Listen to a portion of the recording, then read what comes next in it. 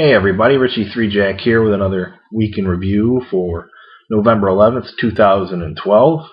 I'll just get right into the blog because there's no tour talk until next year. This week started off with some more AimPoint Practice thoughts. This is something I kind of want to do every week. Also bounce off ideas from other readers who use AimPoint as well. This one was about learning the stimp, which I find is it's a very good fundamental way to learn AimPoint, and it's also a good fundamental way to practice AimPoint. And once you keep on doing that, after a while, you'll be able to tell the stimp meter pretty accurately just by looking at the grass. I know I can tell it. I can just step onto a green and I can kind of feel by just looking at the grass length and how it putts. You can just pretty much see, it's either an 8 stimp or a 9 stimp or a 10 stimp. The only difficulty I've ever had is sometimes if you get on some practice greens that are really flat, they can be a problem. I know I played, I'm trying to think of the course. I think North Shore is a good example. Out in Orlando, they got a very, very flat practice green, so everything's reading at about 1%. So if you're trying to make a putt at 1% from 5 feet away, everything starts to read it 1 inch away. So whether it's a 8 stimp, 9 stimp, 10 stimp, so that can be a problem, But other than that, it's usually a pretty easy process. And what I also do is I'll measure it from 5 feet away, and then I'll move to 10 feet away just to double check it. So usually, 10 feet away has more of a pronounced break to it.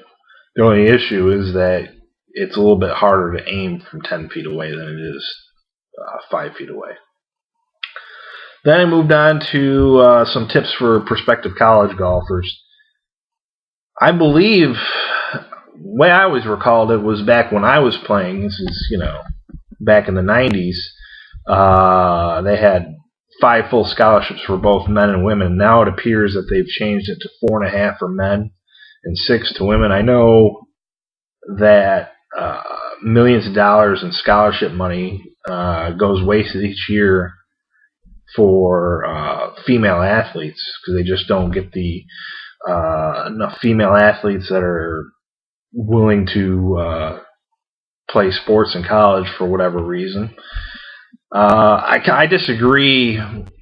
If they made it more unequal because of they wanted to get more women interested in playing college sports. I think that's just a poor concept. But anyway, getting on from that, college golf can be a lot of fun. I think for junior golfers, what they got to realize is that it can be a drag. I mean, it can become a chore for you.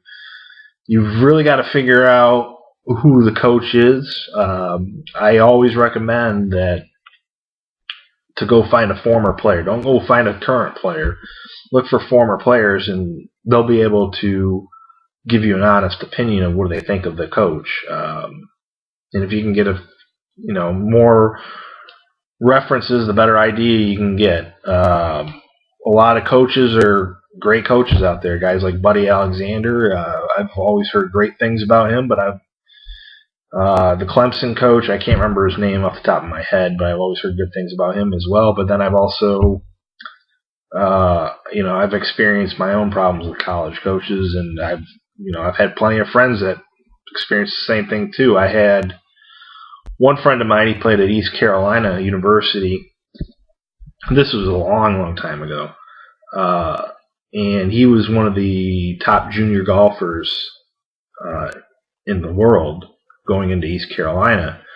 He got out of the team. He got a scholarship, but this was his first time he'd ever been away from home. He'd been a kid that was always very pampered. He never even spent the night at a friend's house ever so he goes to college to Greenville, North Carolina, and it's kind of a bit of a shock to him, and he starts off the year as sixth man on the team, and the coach tells him point blank that he goes, I wish I never recruited you.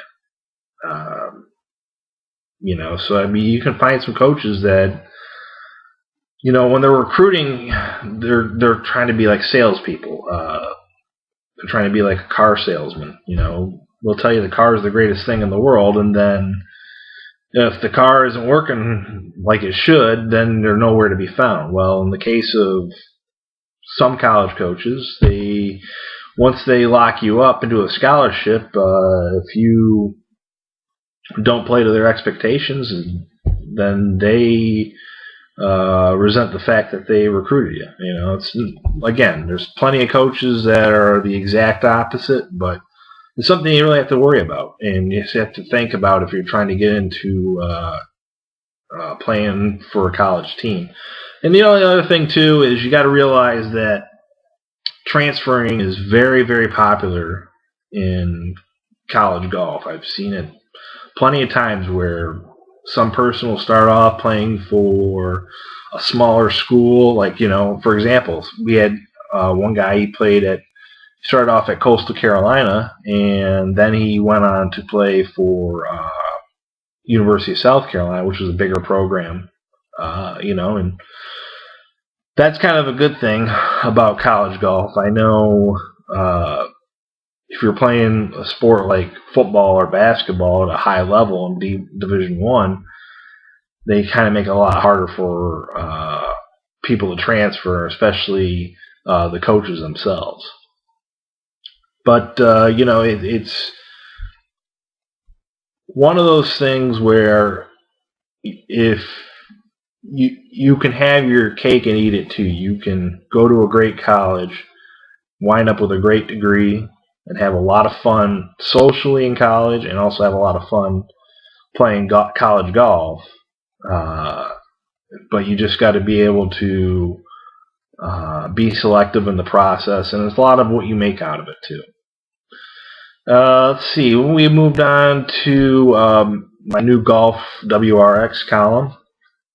Nothing really new from that perspective for many of my readers. It was just kind of given an introductory version because it'll be setting up my next column for Golf WRX.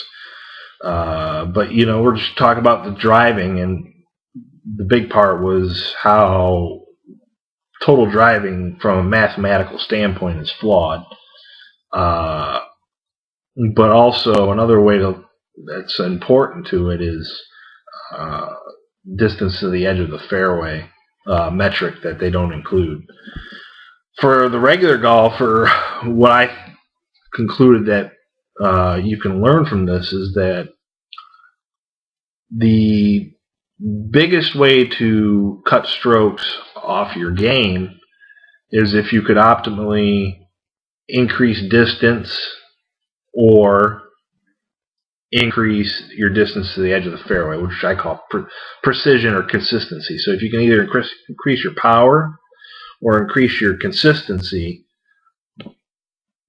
those will have bigger effects than hitting more fairways. Now, hitting more fairways is important, and if you hit more fairways, you will lower your score, all things being equal. But power and consistency are going to have bigger factors. Now, if you're working on swing changes and you don't think you can add any more clubhead speed or power to your driver, then you should probably look to find ways to make sure that the swing changes are there to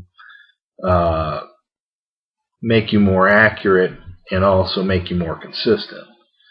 But if you are looking to make swing changes and you believe it'll increase distance, well, make sure that the consistency is in check with it as well. Because if you increase distance but you completely lose your consistency, well, you're either breaking even or you're actually doing worse for yourself.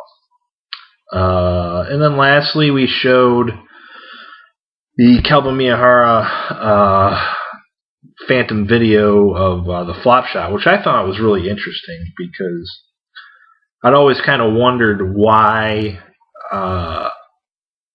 golfers tend to hit those shots off the toe, and now it makes a lot more sense.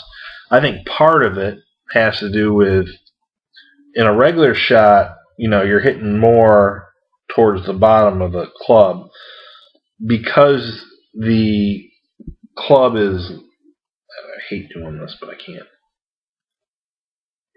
Because the club is more like this, you're actually going to be hitting up more towards the top of this club right here. So that, and then because you're also swinging left, because you got the club face so far open, you have to swing left. That means you're just going to kind of cut across it like that. So that's why you start to hit it more off the toe, those shots. And, I think it does. So it's not really a thing where tour golfers are hitting those shots off the center of the club. Everybody's hitting those shots off the toe, which is nice about the Adele wedges, because you probably can't see it, but their grooves and score lines are more towards the toe. They moved everything away from the heel towards the toe.